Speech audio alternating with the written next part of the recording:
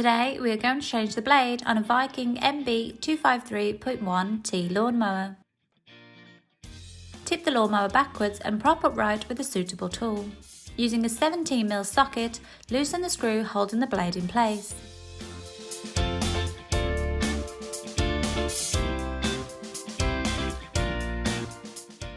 You will now be able to release the washer and blade. Genuine blades are normally balanced, however you can do a simple check by balancing the blade using a screwdriver. Place the blade the correct way as shown along with the washer. Tighten with a 17mm socket.